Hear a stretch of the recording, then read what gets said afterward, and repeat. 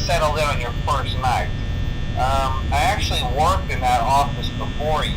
I'm finishing up my last week now, as a matter of fact, so I know it can be a bit overwhelming, but I'm here to tell you there's nothing to worry about.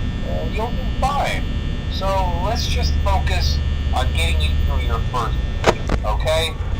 Let's see. First, there's an introductory greeting from the company that I'm supposed to read. It's kind of a legal thing, you know. Welcome to Freddy Fazbear's Pizza, a magical place for kids and grown-ups alike, where fantasy and fun come to life. Fazbear Entertainment is not responsible for damage to property or person.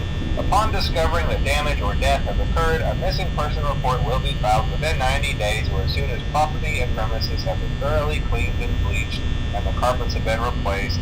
Blah, blah, blah. Now, that might sound bad, I know, but there's really nothing to worry about. The animatronic characters here do get a bit quirky at night, but do I blame them? No. If I were forced to sing those same stupid songs for 20 years and I never got a bath, I'd probably be a bit irritable at night too. So remember, these characters hold a special place in the hearts of children and we need to show them a little respect, right? Okay. So just be aware, the characters do tend to wander a bit. They're left in some kind of free roaming mode at night. Something about their servos locking up if they get turned off for too long. They used to be allowed to walk around during the day too, but then there was the bite of 87. Yeah, it's amazing that the human body can live without the frontal lobe, you know? Now, concerning your safety, the only real risk to you as a night watchman here, if any, is the fact that these characters, if they happen to see you after hours, probably won't recognize you as a person. They'll most likely see you as a metal endoskeleton without its costume on. Now, since that's against the rules here at Freddy Fazbear's Pizza, they'll probably try to forcefully stuff you inside a Freddy Fazbear suit. Now, that wouldn't be so bad if the suits themselves weren't filled with cross beams, wires, and animatronic devices, especially around the facial area. So you can imagine how having your head forcefully pressed inside one of those could cause a bit of discomfort and death. The only parts of you that would likely see the light of day again would be your eyeballs and teeth that pop out the front of the mask. Yeah, they don't tell you these things when you sign up. But hey, first station of the breeze. I'll chat with you tomorrow. Check those cameras and remember to close the doors only if absolutely necessary. Gotta conserve power. Alright, good night.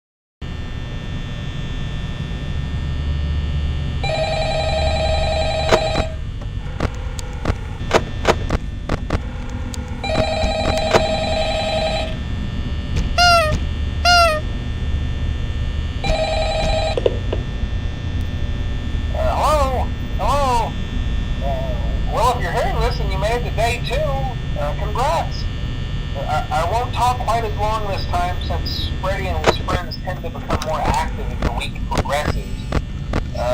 It might be a good idea to peek at those cameras while I talk, just to make sure everyone's in their proper place, you know. Interestingly enough, Freddy himself doesn't come on stage very often.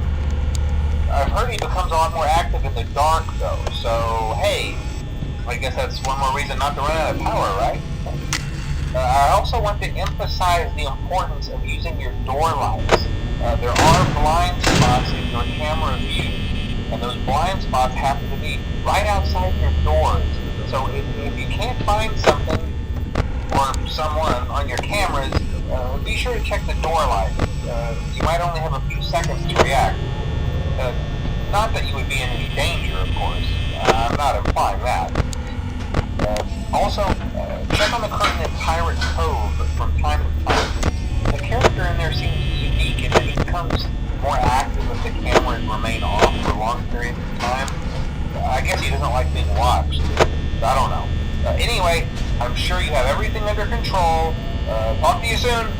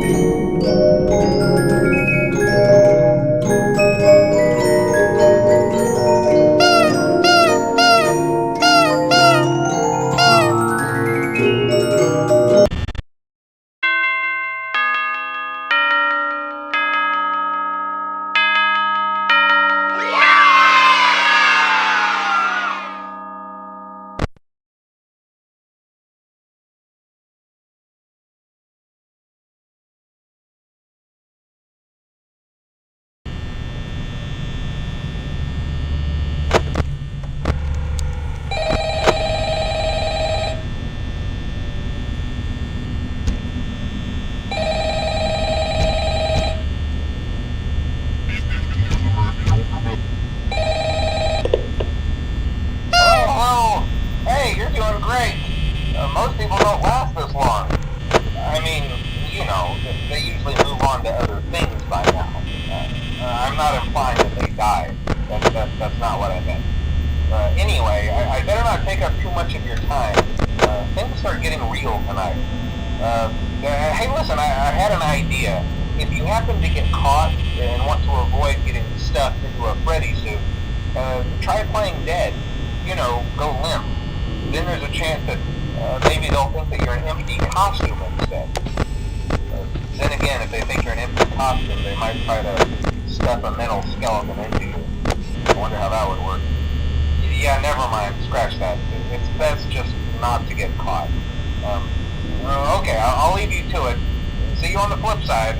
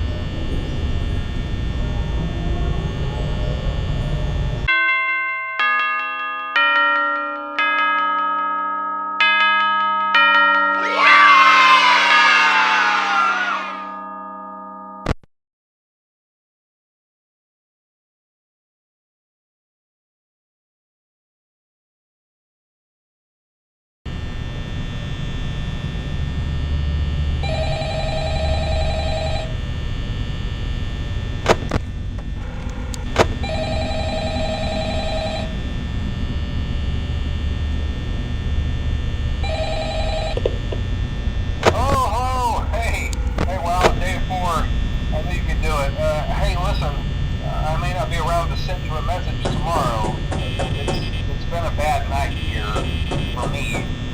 I'm kind of glad that I recorded my messages for you when I did. Hey, do me a favor. Maybe sometime you can check inside those suits in the back room. I'm going to try to hold out until someone checks. Maybe it won't be so bad. Yeah, I always wondered what was in all those empty heads back there. You know. Oh no.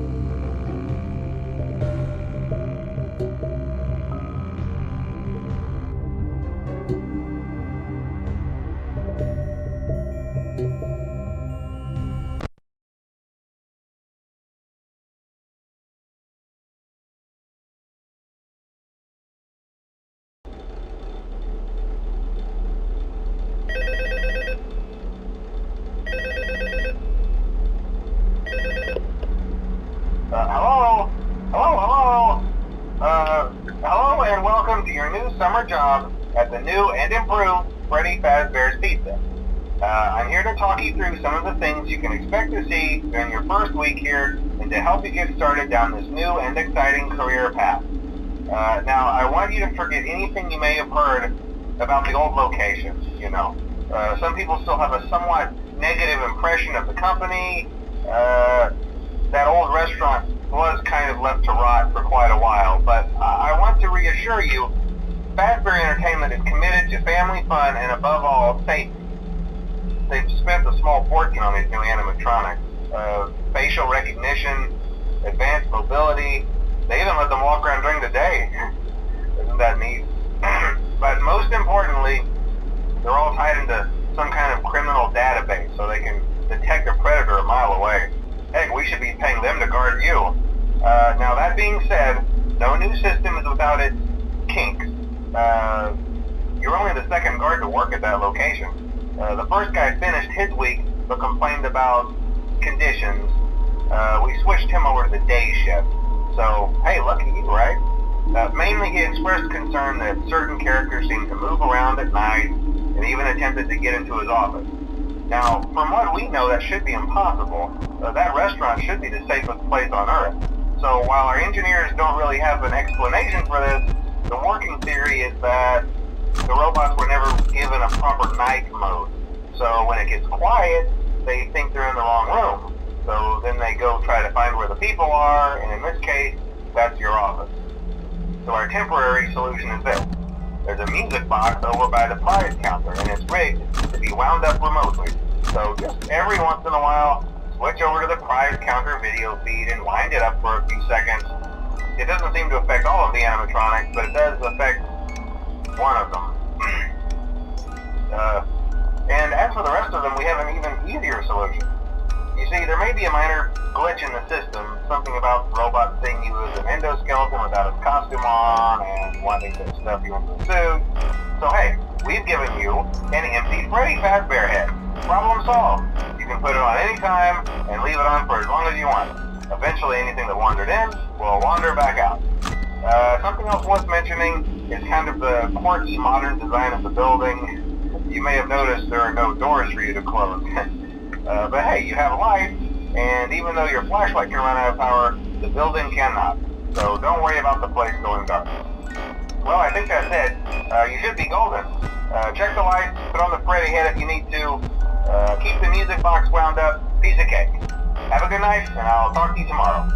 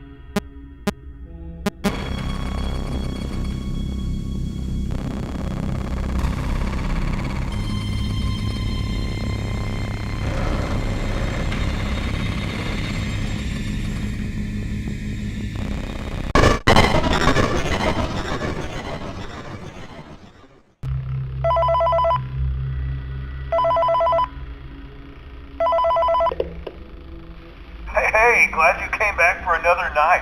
I promise it'll be a lot more interesting this time. We found some great new relics over the weekend, and we're out tracking down a new lead right now. So, let me just update you real quick, then you can get to work.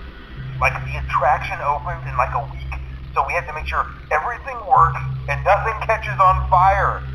When the place opens, people will come in at the opposite end of the building and work their way toward you, then past you, and out the exit. Yeah, you've officially become part of the attraction. You'll be starring as the security guard. So not only will you be monitoring the people on the camera as they pass through, you know, to make sure no one steals anything or makes out in the corner, but you'll also be a part of the show. It'll make it feel really authentic, I think. Now let me tell you about what's new. We found another set of drawings, always nice, and a foxy head, which we think could be authentic. Then again, it might just be another crappy cosplay. And we found a desk fan, very old school, metal though. So watch the fingers. Right now the place is basically just, you know, flashing lights and spooky props. I honestly thought we'd have more by now. If we don't have something really cool by next week, then we may have to suit you up in a furry boo. But, you know, like I said, we're trying to track down a good lead right now. Some guy who helped design one of the buildings says it was like an extra room that got boarded up, or something like that. So we're going to take a peek and see what we can find. For now, just get comfortable with the new setup. You can check the security cameras over to your right with the click of that blue button. You can toggle between the hall cams and the vent cams. Then over to your far left, you can flip up your maintenance panel. You know, use this to reboot any systems that may go offline. In trying to make the place feel vintage, we may have overdone it a bit. Some of this equipment is barely functional. Yeah, I wasn't joking about the fire. That's a real risk. The most important thing you want to watch for is the ventilation. Look, this place will give you the spooks, man, and if you let that ventilation go offline, then you'll start seeing some crazy stuff, man. Keep that air flowing. Okay, keep an eye on things, and we'll try to have something new for you tomorrow night.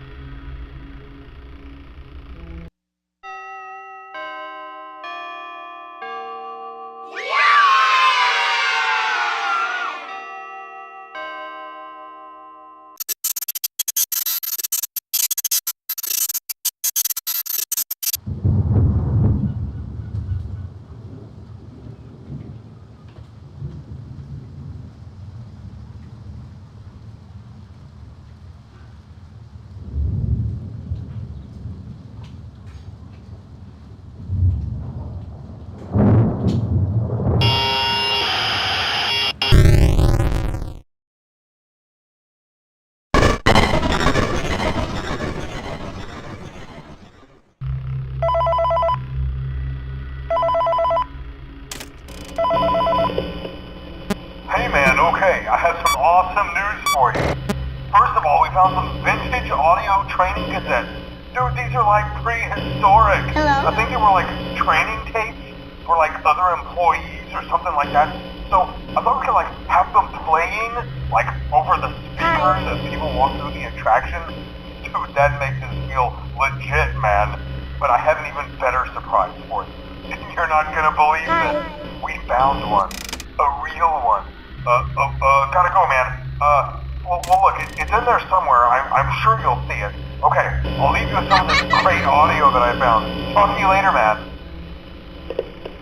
Hello?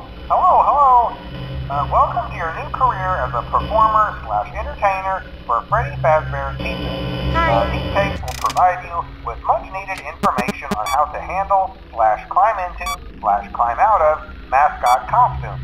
Right now, we have 2 specially designed suits that double as both animatronic and suit. So please pay close attention while learning how to operate these suits, as accidents/injury/death/irreparable and grotesque maiming can occur. First, we will discuss how to operate the mascots when they are in animatronic form. For ease of operation, the animatronics are set to turn and walk towards sound cues. This is an easy and hands-free approach to making sure the animatronics stay where the children are for maximum entertainment/crowd-pleasing value. To change the animatronics to suit mode, insert and turn firmly the hand crank provided by the manufacturer. Turning the crank will recoil and compress the animatronic parts around the sides of the suit, providing room to climb inside. Please make sure the spring locks are fastened tight to ensure the animatronic devices remain fixed. We will cover this in more detail in tomorrow's session. Remember to smile. You are the face of Freddy Fazbear's Pizza.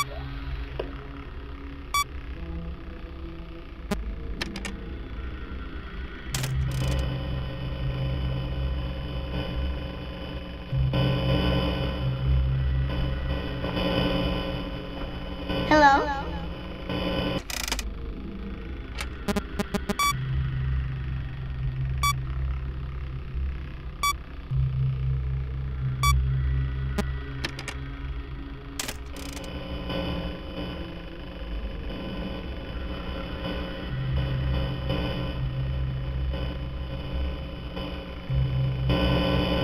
Hello?